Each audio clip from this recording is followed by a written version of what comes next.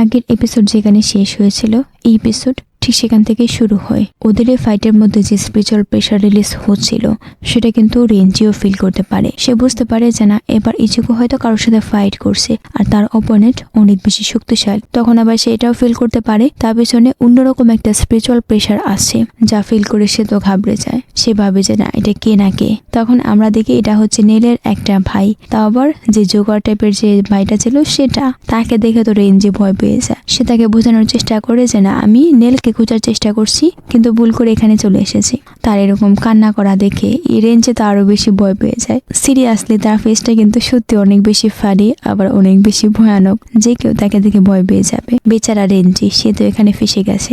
তাই রেঞ্জের দৌড় আরো বেশি বাড়িয়ে দেয়। মানে সে চাইছিল এখান থেকে পালিয়ে যেতে, কিন্তু নেলের যে ভাই আছে সেও তার পেছনে আসে। পরের সিনে আবার ইচিকোকে দেখানো হয়। এখানে কিন্তু ইচিকো আবারও মার খাচ্ছিল, মানে সে এসপাদোটা তাকে আরো মারছিল। তাকে দেখে আবার নেল বলে ইচিকোকে মারা যাবে নাকি। ওদের ফাইটের মাধ্যমে কিন্তু সে এসপাদো ইচিকোকে বারবার বলছিল যে তার বানকাই তাকে শো করতে, কিন্তু ইচিকো তো অনেক বেশি জেদি। সে যেভাবেই হোক বানকাই ইউজ করবে না, তো আবার এই নর্মাল এসপাদোর জন্য। এতে করে যদি তাকে মরতেও হয় তাও কোনো ব্যাপার না। এখানে আমরা দেখি ইচিকোর অবস্থা খুবই খারাপ। এসপাদোটা তাকে ক্যাপচার করে নিয়েছে। তখন আবার ইচিকো তার যে নর্মাল শিকায় ফর্ম আছে সেটাকে রিলিজ করে। এতে করে এসপাদোর একটা ঘূর্ণিঝড় সেখানে নষ্ট হয়ে যায়, কিন্তু সে তাকে আবারও পুনরায় ঠিক করে দেয়। মানে যেহেতু বাতাস, তাকে তো কোনোভাবে নষ্ট করা যাবে না। পরে সে তার এগুলো দিয়ে আবারও ইচিকোর উপর অ্যাটাক করে। ইচিকো সেগুলোকে ডিফেন্ড করার চেষ্টা করে, কিন্তু এক পর্যায়ে অন্য একটা উইন্ড ইচিকোকে খেয়ে ফেলে। তো ইচিকো আবারও তার উপর তার শিকাই ইউজ করে। মানে এভাবে ওদের মাঝে অনেকক্ষণ ফাইট হয়। এক পর্যায়ে সে ইচিকোকে ক্যাপচার করে নেয়, যা দেখে নেল তো অনেক বেশি চিন্তিত হয়ে পড়ে। এর মধ্যে ইচিকো আবারও সেখান থেকে নিজেকে ছাড়িয়ে তার উপর অ্যাটাক করে। তখন আবার সে এসপাদো তার সেরো ইউজ করে ইচিকোর উপর। ইচিকো সেটাকে ডজ করতে পারে না। পরের মুহূর্তে আমরা দেখি ইচিকোর সামনে নেল দাঁড়িয়ে আছে, আর সে এই এসপাদোর যে সেরোটা ছিল সেটাকে খেয়ে ফেলার চেষ্টা করছিল। মানে সবটাকে সে একদম গিলে ফেলছিল আর কি, যা দেখে তো সে এসপাদো প্রচন্ড শখ যে কেমনে কি নর্মাল একটা পিছি মেয়ে তার সেরোকে পুরোপুরি একদম সাবার করে নিয়েছে। এদিকে নেল তার এই সেরোটাকে কিন্তু হজম করতে পারছিল না, বা তার পেটের মধ্যে রাখতে পারছিল না। তাই সে কি করে এটাকে উল্টো এসপাদোর উপর ছেড়ে দেয়, যা এসপাদো ডজ করতে পারে না। তাই এসপাদো প্রচন্ড রাগ হয়ে নেলের উপর আবারও সেরো ইউজ করে। সেরো না, এটা অন্য একটা অ্যাটাক ছিল যা আমরা আগের একটা এপিসোডে দেখেছিলাম। এদিকে সব শান্ত হওয়ার পর আমরা দেখি এসপাদোর মাথা থেকে রক্ত বের হচ্ছে। মানে সে তার নিজের সেরোতেই নিজেই ড্যামেজ হয়েছে। এরই মধ্যে কি হয়, সে আবারও নেলের উপর অ্যাটাক করে, যা ইচিকো কেটে দেয়। তার সাথে আমরা এটাও দেখতে পাই ইচিকো তার বানকাই ফর্মে চলে এসেছে। ইচিকো এসপাদোকে বলে তুমি তো আমার বানকাই ফর্ম দেখতে চেয়েছিলে তাই না, তাহলে আমি তোমাকে দেখাবো। যা দেখে এসপাদো অনেক বেশি খুশি হয়, আর সে বলে আমি এর জন্য অপেক্ষা করছিলাম। তারপর আবার সে নীলের কাছে মাফ চেয়ে বলে আমার জেদের জন্য তুমি আঘাত পেয়েছো। আমি ভেবেছিলাম আমি ওদের মতো সেম লেভেলের এসপাদোর সাথে ফাইট করব, আর তখনই শুধুমাত্র বানকাই ইউজ করব, কিন্তু আমার এমনটা করা উচিত হয়নি। আমার আরো আগে বানকাই ইউজ করার উচিত ছিল।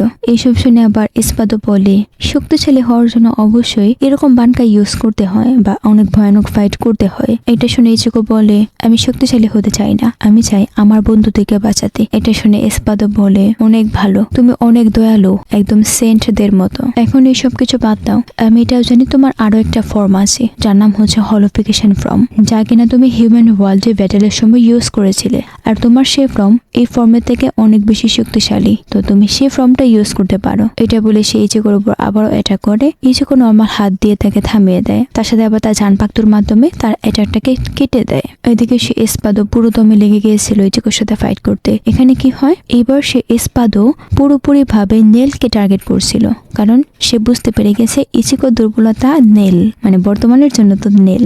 এখানে এসপাদোটা বলে তুমি তো চাও তোমার বন্ধুদেরকে রক্ষা করতে, কিন্তু আমি তোমাকে বলছি এখন আমি তোমার ফুল ফর্ম দেখার জন্য এই বাচ্চার উপর অ্যাটাক করব, পারলে তাকে বাঁচাও। তারপর সে কি করে তার পাওয়ারকে আরো ডাবল করে দেয়, যা দেখে ইচিকো বলে ঠিক আছে। তারপর সে নেলকে বলে একটু দূরে যাওয়ার জন্য। পরে ইচিকো তার হলিফিকেশন ফর্মে চলে আসে।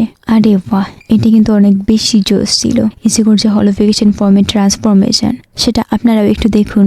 যদিও সিম্পল, তারপরেও অনেক বেশি ইউনিক। এদিকে এসপাদোটা ইচিকোর হলোফিকেশন ফর্ম দেখে অনেক বেশি খুশি হচ্ছিল যে এবার তার পুরো শক্তি দিয়ে ইচিকোর সাথে ফাইট করতে পারবে বা ইচিকোকে হারিয়ে দেবে, অনেক কিছু আর কি। সে তো অট্ট হাসিতে মেতে ওঠে। এরই মধ্যে কি হয়, ইচিকো কয়েক সেকেন্ডও দেরি না করে সে এসপাদার উপর অ্যাটাক করে দেয়, যা কিন্তু সে ডজ করতে পারে না। এত বড় ইনজুরির পর সে ওখানেই জ্ঞান হারায়। যদিও সে হেরে গেছে, তারপর এখানে তার একটা ক্লিপ দেখানো হয় যেখানে কিনা সে বলে, আমি আগে থেকেই জানতাম একবার যখন আমরা হোগাইকো পেয়ে যাব তখন আগের যে এসপাদোরা ছিল তারা একদমই ইউজলেস হয়ে যাবে। তারপরও আমি লর্ড আইজেনের সাথেই ছিলাম, তাকে সাপোর্ট করি। এখানে সে আর কিছু বলে না, তবে এই কিন্তুর মানে হচ্ছে তারা যখন হোগাইকো পেয়েছে তখন সত্যি সত্যি আগের যে এসপাদোরা ছিল তারা একদমই ইউজলেস হয়ে গেছে। লর্ড আইজিন তাদেরকে ছুড়ে ফেলে দিয়েছে। সিন আবারও বর্তমানে আসে। এখানে আমরা দেখি এই কাহিনী হচ্ছে, মানে ভাই কুচবি। এখানে নেল এই এসপাদার উপর তার সালাইভা দিচ্ছিল, মানে থুতু যেটা আছে সেটা,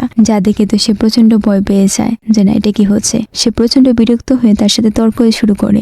আসলে এখানে কাহিনীটা হয়েছে কি, নেলের সালাইভাতে হিল করার অ্যাবিলিটি আছে। সে যে কোনো আঘাতকে তার সালাইভার মাধ্যমে হিল করতে পারে। এই এসপাদার ক্ষেত্রে নেল তেমনটাই করছিল, যাতে করে তার আঘাতগুলো হিল হয়ে যায়। পরে যখন সে পুরোপুরি সুস্থ হয়ে যায় তখন সে ইচিকোকে বলে, সবকিছু এখন আগের থেকে ভালো লাগছে। আমার বডিতে অনেক শক্তি ছিল আর আমার মনে ফাইটের মধ্যে জেতার অনেক বেশি আকাঙ্ক্ষা ছিল। আমি ভেবেছিলাম তোমার অ্যাটাককে সহজেই থামাতে পারবো, কিন্তু আমি এক সেকেন্ডও সময় পাইনি। তুমি অনেক বেশি শক্তিশালী। আসলে আমি চাইছিলাম আবারও এসপাদো হতে। এসপাদোরা লর্ড আইজিনের অনেক বিশ্বস্ত গোলাম, কিন্তু লর্ড আইজিন হয়তো তাদেরকে ফাইট করার টুলস ছাড়া আর কিছু চিন্তা করে না। কিন্তু যারা একবার উপরে উঠেছে তারা সেখান থেকে যে ভিউটা দেখা যায় সেটাকে কখনোই ভুলতে পারে না। ওখানে অনেক বেশি আরাম আর শান্তি ছিল। আমি ভেবেছিলাম আমার পুরো শক্তি দিয়ে তোমাকে হারাবো আর আবারও এসপাদো হয়ে যাব।